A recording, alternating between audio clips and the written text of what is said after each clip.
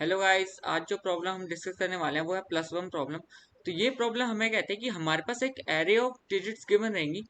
हमें क्या करना है कि जो वो एरे ऑफ डिजिट्स है ना, उनकी उनमें जितने भी डिजिट्स पड़े होंगे ना, उनको एक पर्टिकुलर डिजिट की तरह कंसीडर करना है। और उसके बाद हमें क्या करना है, उसमें एक का इंक्रीमेंट करना है, और उस इंक्रीमेंट करने के बाद जो भी हमारा रिजल्ट आएगा ना, उसको हमने रिटर्न करवाना है। जैसे कि अगर आप इस एरे ऑफ डिजिट को एक सिंगल डिजिट मान लो, जैसे इसको आप 1 2 3 मान लो, और इसमें अगर आप 1 का इंक्रीमेंट करते हो तो ये आता है 1 2 4। और इस 1 2 4 को हमने एक एरे में डाल के रिटर्न करवाना है। ठीक है, ऐसे ही इस केस में देख लो। इस केस में आप 4 3 2 1 को एक सिंगल डिजिट मान लो और इसमें 1 का इंक्रीमेंट कर दो, तो इसमें 1 का इंक्रीमेंट करने के बाद जो हमारा आंसर आएगा वो आएगा 4 3 2 2। और एक इसी 4 3 2 2 को हमने जो एक एरे में डाल के रिटर्न करवाना है। ठीक है भाई, अगर दूसरे केस में अगर आप देखो तो इसमें जो हमारा जो नंबर है वो है 9। अगर आप 9 में आप 1 का इंक्रीमेंट करते हो वो हो जाता है 10। और यही जो 10 जो है जिसको हमने एक एरे में डाल के हमने आंसर में रिटर्न करवाना है। तो हमारे पास ना दो चॉइसेस है। अगर कोई हमारे पास गिवन एरे है, अगर उस एरे का वो पर्टिकुलर इंडेक्स अगर वो 9 से छोटा है, जैसे यहाँ पे अगर 9 से छोटा है, तो हम क्या करेंगे भाई, उसी में ही 1 का इंक्रीमेंट कर दो और वहीं से जो वो एरे है जो रिटर्न करवा दो, क्योंकि वही हमारा आंसर बनेगा। अगर मान लो उस पे जो किसी पर्टिकुलर इंडेक्स पे अगर जो भी हमारे पास उस पर्टिकुलर इंडेक्स पे जो भी नंबर पड़ा है, अगर वो इक्वल टू 9 है, अगर उसमें 1 का इंक्रीमेंट करेंगे तो वो क्या होगा, उस इंडेक्स पे 0 कर दो।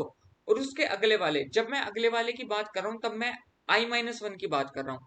तो एरे ऑफ i-1 पे आप 1 का काउंट भेज दो। ठीक है, 1 का काउंट भेज दो उसमें, फिर ये लूप फिर चलेगी। और अगर वो उसमें ये 1 ऐड करके वो फिर से 10 बनेगा, तो फिर से वो 1 का काउंट अपने आगे वाले को भेज देगा। जैसे अगर मैं आपको इस टेस्ट केस के लिए बात करूं, जैसे 99 के लिए अगर हम बात करें, तो ये मान लो ये 0th इंडेक्स है, ये हमारा 1th इंडेक्स है। हम क्या करेंगे, लास्ट वाले इंडेक्स से शुरू करेंगे। अब अगर आप हमारा लास्ट वाला इंडेक्स देखो, तो लास्ट वाला इंडेक्स जो है वो 9 है। 9 में अगर आप 1 का इंक्रीमेंट करोगे तो उस पर्टिकुलर इंडेक्स के लिए आप 0 भर दोगे।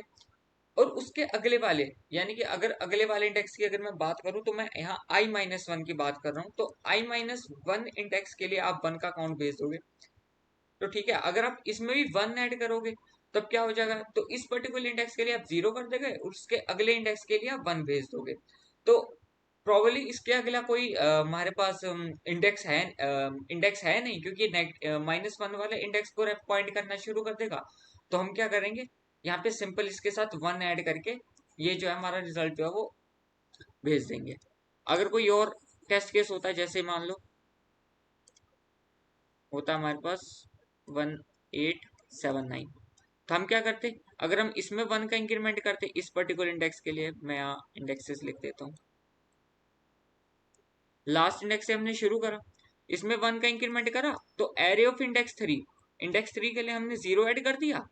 और 2 के लिए हमने क्या करा, 2 में हमने 1 भेज दिया और इसमें 1 ऐड करके हो जाएगा हमारे पास 8। तो हमारे पास कुछ ये आंसर आ जाता, और इसको हम एरे में डाल के रिटर्न करवा दें। चलिए गाइस, इसका कोड देखते हैं।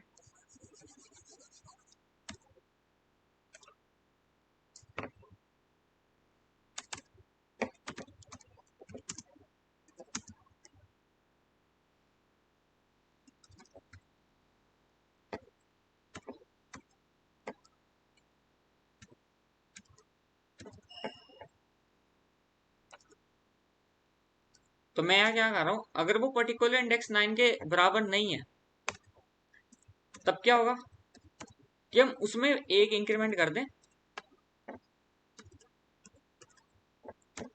और क्या करते हैं, उसी एरे को रिटर्न करवा दें।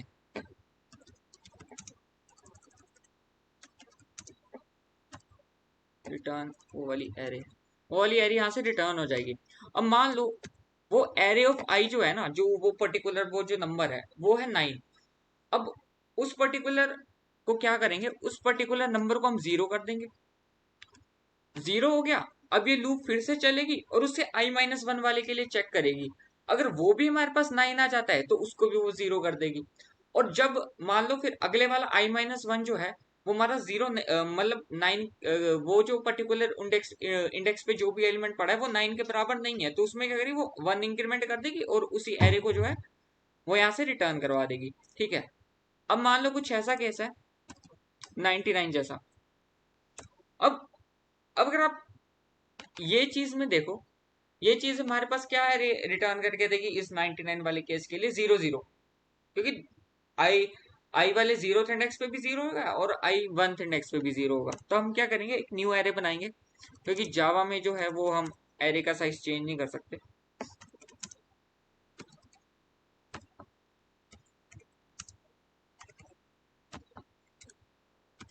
और हम क्या करेंगे, इसका जो 0th इंडेक्स है ना उस पे 1 डाल देंगे, और इसकी जो हमारी साइज होने वाला है वो एक ज्यादा होने वाला है अपनी पिछली वाली एरे से।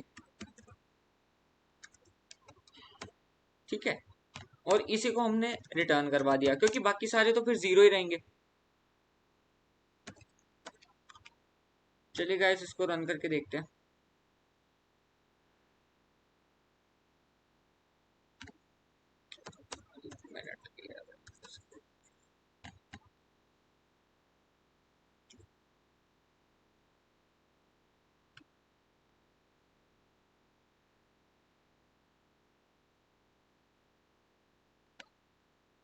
तो गाइस अब इसका कोड हम पाइथन में देख लेते हैं।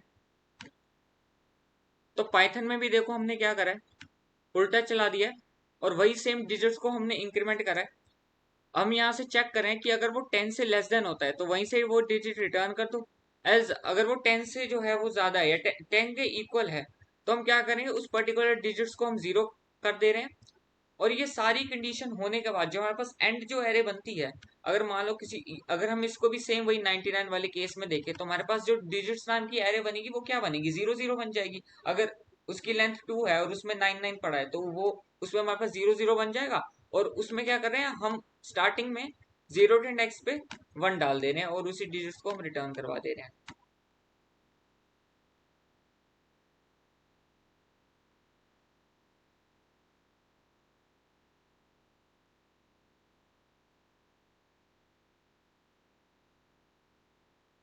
Thank you guys for watching this video.